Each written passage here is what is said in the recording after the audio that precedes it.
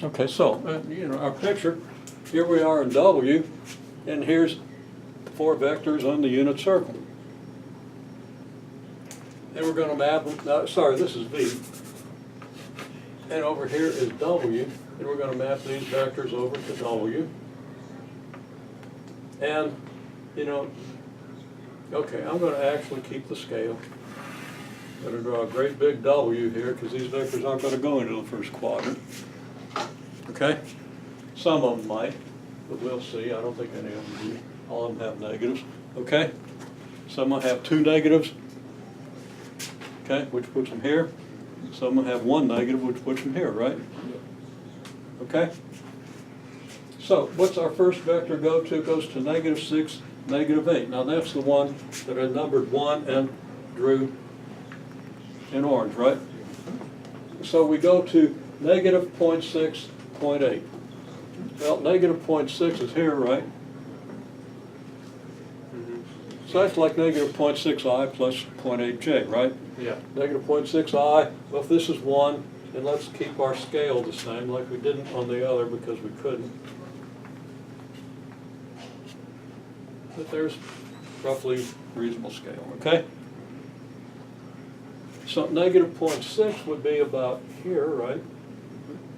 And 0.8 would be up about here, which would put the end of the vector about here. Okay? So this is where vector 1 maps to. This is the image of vector 1. Okay?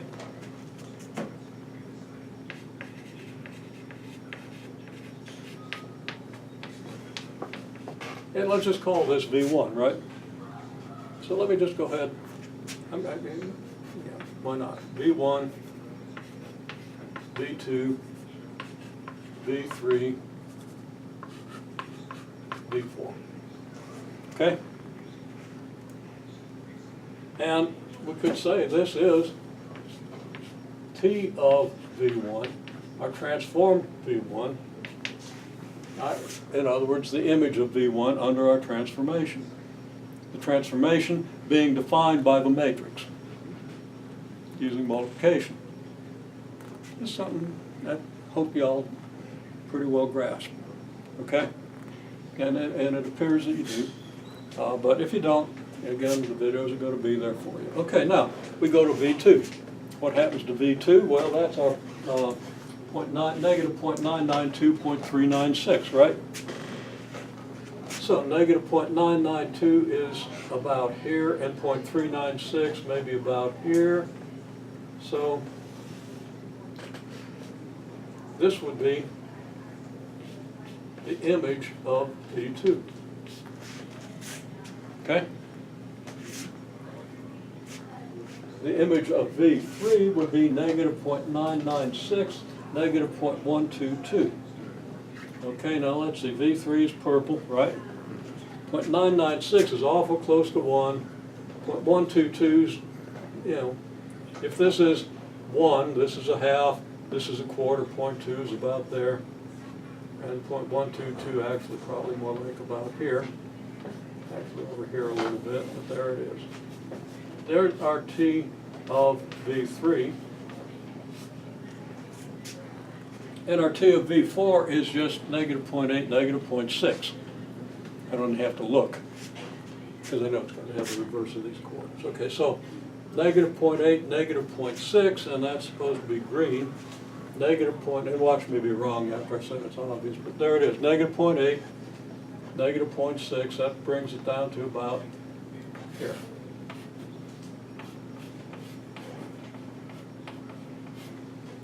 Okay?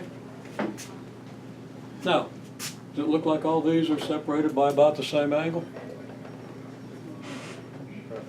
I mean, reasonably, for a hand sketch, and especially by me, that's pretty good. Okay? And that just means I lucked out. Something's in the air today, and I made me do it right. Okay? And these 3, well, yeah, these 2 are a little too close, those are a little too far. It's not great. But these are equally spaced because they represent 30, 60, 90 degrees, right? And these are equally spaced, and they represent, I don't know, maybe that's about 120, 150, 180. Well, it's got to be a little over 120 if that's because that's a little over 180, right? So maybe that's 190 and that's 130, 30 more than that. Okay, 160, 190, 220. Yeah, this estimates, you can figure it out. You can figure out the arc tangent of 0.8 over 0.6, right? And figure out what all these angles are, okay? And if you can't, you know, review your trigonometry, you're going to need it. You don't have to do that right now. There's not that much trigonometry in this course. But make yourself a note and get into it when you have time, okay? At least right angle trigonometry to start with. Make sure you're really conversant with it. Okay. It'll benefit you immensely in your curriculum. Now,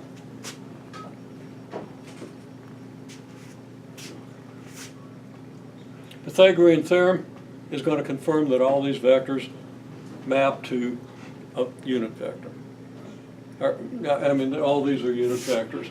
Within round-off error, because that 0.87 is a little high. Okay? So these are all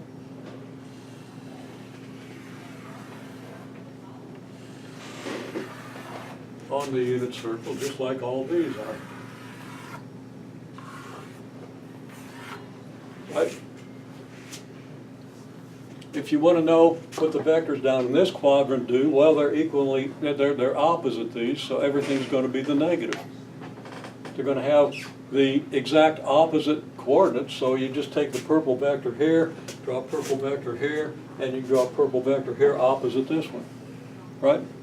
So you can fill in everything from here around to here, okay? And then everything fills in between in a way that's pretty obvious, and the order of the vectors stays constant, okay? And I'll ask you to work out the details of that and verify these are unit vectors and stuff like that. Very simple calculations. Think about what they mean in terms of this picture, and you'll learn some good stuff to start with, okay?